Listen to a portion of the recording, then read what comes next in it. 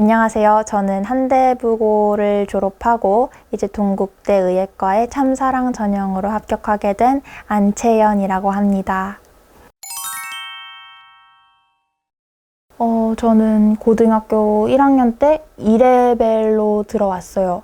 근데 2레벨에서는 그래도 꽤 잘하는 편이었어요. 왜냐면은 제가 그 전 학원에서 고등학교 1학년 거를 진짜 열심히 해놨거든요.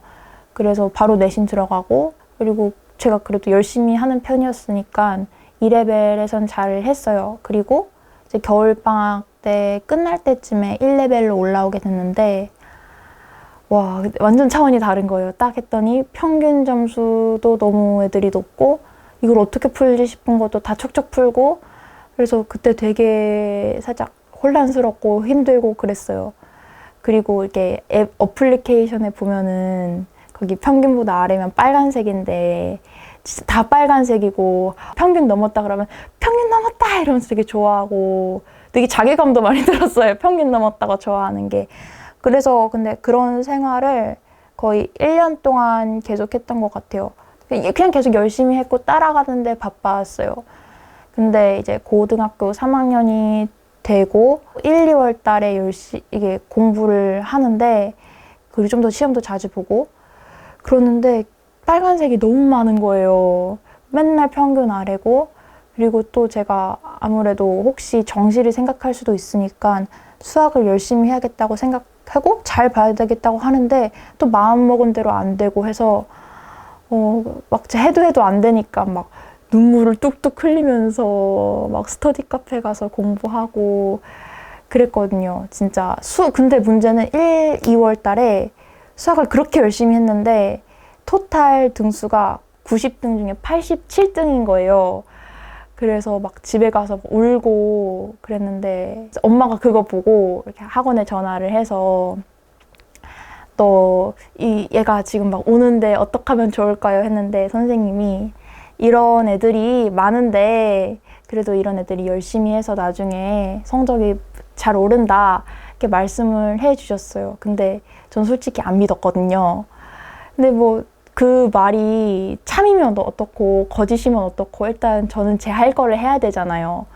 그래서 그냥 내신도 시키는 대로 열심히 하고 오답노트도 계속 쓰고 모의고사도 풀고 하면서 열심히 했는데, 그냥 계속 꾸준히 하니까 7월달, 8월달 여름방학 시작하고 그때부터 성적이 쭉 오른 거예요.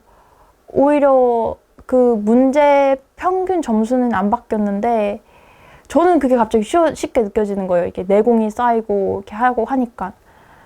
그리고 쌤한테 들었는데 잘하던 애들이 자기 잘하는 걸 아니까 숙제 안 해온다든가 복습 안 한다든가 수업 빠진다든가 그런 친구들이 많았대요. 근데 저는 그렇게 하면 안 될 것 같았거든요. 전 살짝 뒤떨어져 있으니까. 숙제 진짜 열심히 해가고 오답해갖고 다시 풀어보고 선생님 수업 듣고 또 다시 풀고, 그 다음에 수업 끝나고 스터디 카페 가서 뭔가 애매했던 거 다시 푼 다음에 조금이라도 뻑뻑했던 게 있으면 그 다음날에 확인학습 선생님한테 가서 또 질문하고 그 다음에 오답노트 쓰고 이렇게 계속 반복했거든요. 그랬더니 진짜로 성적이 쭉 올라가서 여름방학 때 이후로는 평균 밑으로 내려간 적이 거의 없었던 것 같아요. 그래서 수능 때까지도 안정적으로 성적을 잘 받을 수 있었어요. 오답노트에는 4가지가 있는데, 첫 번째가 완전 몰라서 틀린 거, 그리고 실수해서 틀린 거, 그리고 세 번째가 잘 푼 거, 그리고 맞긴 맞았는데 못 푼 거. 그래서 이 4가지를 되게 중요해요. 일단 어려워서 못 푼 거 있잖아요. 어려워서 못 푼 거는 틀린 거 정리하고 선생님이 말씀해 주신 효율적인 풀이를 정리를 해야 돼요. 그리고 그 풀이에다가 어디가 키포인트가 있을 거 아니에요. 예를 들어서 이거를 이렇게 파악해서 미분을 때린다, 이런 식으로 그 회로를 정리를 해놔야 돼요. 그리고 문제에서 시그널을 보내주는데 그 시그널을 따로 빼서 깔끔하게 제가 알아볼 수 있도록 정리를 해놨어요. 모르는 문제는 이렇게 하면은 다음에 비슷한 유형이 나오면 안 틀리거든요. 이렇게 하고, 실수 같은 경우는 진짜 그날 내가 컨디션이 너무 안 좋아서 틀리는 게 있고 계속 반복해서 똑같은 걸 틀리는 게 있어요. 저 같은 경우는 예를 들어서 물론 저는 실수가 진짜 많은 타입이었는데 숫자 2랑 1을 잘못해서 이 실수를 반복하는 거예요. 그래서 일단 그걸 적어두고 어떻게 하면은 안 틀릴지를 이렇게 다시 적어놨어요. 예를 들어서 머릿속에서 2하고 2는 경상도에서 발음을 다르게 한대요. 그래서 속으로 2 더하기 2 이런 식으로 내가 어떻게 하면은 이 실수를 안 할 수 있을지를 그걸 또 정리를 따로 해놨어요.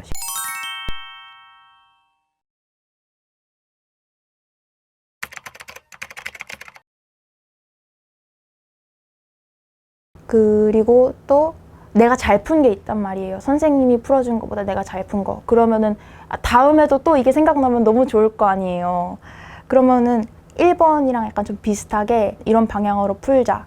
이런 걸 딱 정리를 해놨고요. 또 못 푼 게 있어요. 근데 이게 많은 친구들이 구별을 못 할 때가 있어요. 그리고 아직 제 동생이나 아니면 제 친구들 보면은 자기가 못 풀어도 답은 나왔는데 잘 못 풀어도 이게 잘 모르고 넘어가거든요. 근데 많이 풀다 보면은 그 감이 와요. 내가 지금 잘 풀었나? 그래서 만약에 못 푼 문제 같은 경우 뭐 더럽게 풀었다 그런 경우는 다시 효율적인 풀이를 선생님하고 상의를 해서 다시 적어두고 내가 왜 그런 더러운 구렁텅이로 빠졌는가 그걸 쭉 분석을 해서 다음에는 어떻게 생각해야 될지 이것도 따로 정리를 해놨어요. 이렇게 오답 노트가 근데 수학 말고 과학이나 영어도 이렇게 하면 되게 좋거든요. 그래서 네, 오답 노트는 이렇게 썼습니다.